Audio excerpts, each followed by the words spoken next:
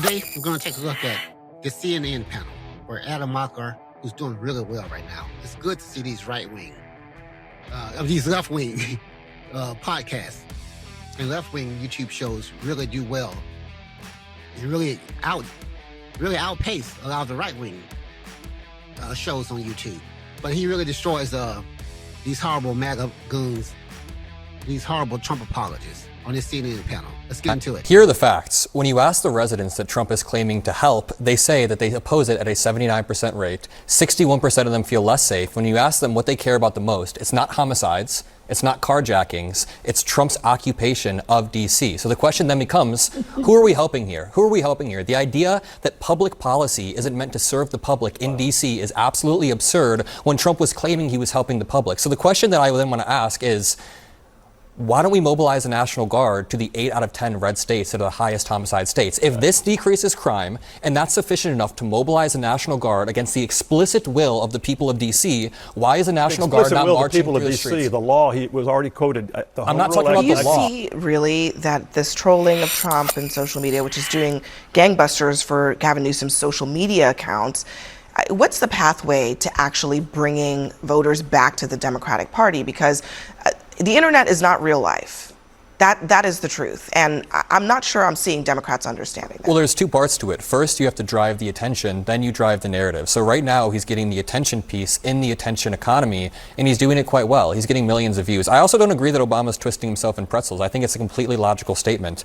Norms in a democracy work a lot like consent. You can't have meaningful consent when only one side is engaging in that, and you can't have meaningful norms when one side is engaging. So when Obama says we're okay with temporary redistricting, that's what it is, temporary redistricting, proportional to what Texas is doing, I don't think that's very hypocritical. But when it comes to Newsom, get the attention, drive the narrative. That's what Democrats should do. I think the Democrats are hemorrhaging voters because they've chosen all the wrong constituencies. They seem to care more about illegal aliens than American citizens, violent criminals than law-abiding citizens, and the Palestinian flag more than the American flag. That is not true, and that is when you take those positions on things like that, people tend to run to the other party. And is there one mainstream Democrat that said he likes illegal immigrants over?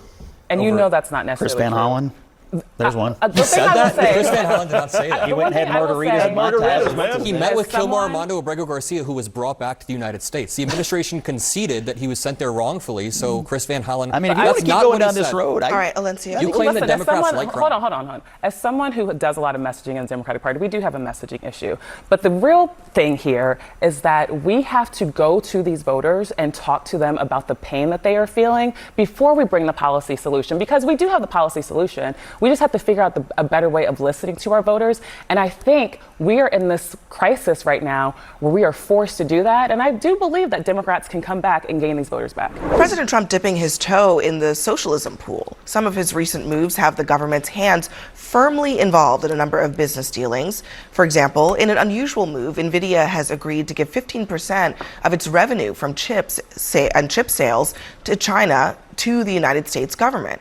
And in June, Japan's Nippon Steel was allowed to buy out U.S. Steel, but only if the White House was granted a golden share that gives them extraordinary amounts of influence over a U.S. company. And Trump has even leveraged his tariff policy to demand investment in the United States. And just last week, he demanded Goldman Sachs replace its chief economist over their tariff predictions. And yesterday, Bloomberg reported that the administration is discussing taking a 10% share in Intel to help rescue the company. But if you think calling any of this socialism is a bridge too far, well, conservative Eric Erickson thinks that is exactly what it is. The U.S. government would become the largest shareholder of Intel. This is actual socialism happening by a Republican administration. This is a horrible precedent. This is socialism. All of you people were freaked out about Mamdani in New York City wanting government-run grocery stores and saying the people need to seize the means of production. That's what Harold Lutnick is doing right now, saying that the government must seize the controlling interest in Intel, the means of production, in order to get government money. You can't just be against socialism when the left does it. Phil, can you respond to that? Because I think it is perplexing that conservatives would be okay with all of that. The idea that Donald Trump's not going to have influence, that's silly. He's absolutely going to have influence, but he's not weighing in and destroying the free market. He's not doing what Biden did, which is going in and trying to reshape the entire auto industry in his image. What he's really doing right now is he's saying there are better ways, but the free market capitalist Wait. Are you version talking? What are you talking about when you talk about Biden and the auto industry? Oh gosh, did you not see what he did?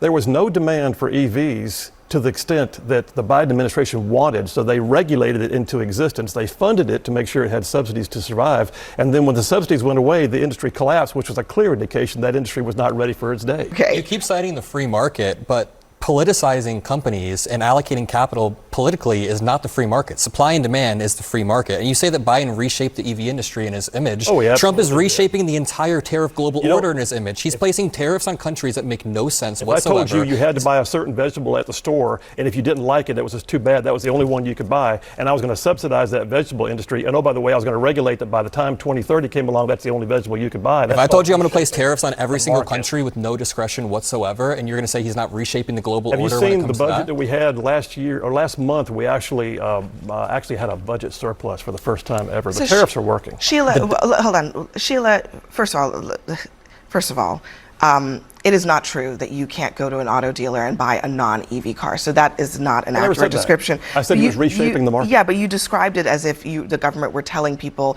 that they can't go get something else at the car dealership when they absolutely can. Have you seen California? But the other, you can. Once again, people, more dishonesty, more projecting, gaslighting, all the regular things that Trump apologists do. If they're not totally outright lying to you, they're spinning. One reason they're doing it, they can't be honest, because they know this is horrible. They know he's a failure. No, tariffs are not working. Anyone with an ounce of sense knows this. Even the few that have actually been implemented, they're doing a horrible job. There are no deals. There's nothing on paper. There are no deals worked out with the UK or anyone. No real deals. It's all bullcrap. And these people, I mean, they will, like I said, they will bag this man no matter what. No matter how horrible job he does. They'll just make up stuff and just spit it out. All kinds of nonsense. And yes, you can buy any kind of car you want still. Even though I'm not sure it's a great thing, because we're like at 10% on EVs. Everyone else is killing us. I mean, don't give me the cold weather thing either. That's so insane. Do a little research when people tell you let your cars don't work in cold weather. Do they work as well? No. But they do work. They do work well enough. Norway, cold country. They're number one in industry. They're number one in export. Guess what it is? Not only Norway, also Sweden. Oil, especially Norway though. Norway is 90% EVs. Every new car, 90% of all of them EVs. Sweden, 63%. Very cold countries. You go to a Circle K in Norway, surrounded by EV chargers. And they've been doing this for like 15, 20 years. Doing it very well. So, do your research, people. Don't just listen to me. And please, really just don't listen to any kind of right-wing talker. Like 80% of the time, they're probably just outright lying to you. I could go on and on. I love that Adam Mockler destroyed them with facts. Actual facts. And of course, Scott came right back with just projecting and gaslighting and total bull crap that makes no sense. That's all I have for this episode. Let me know what you guys think in the comments. Thanks for watching.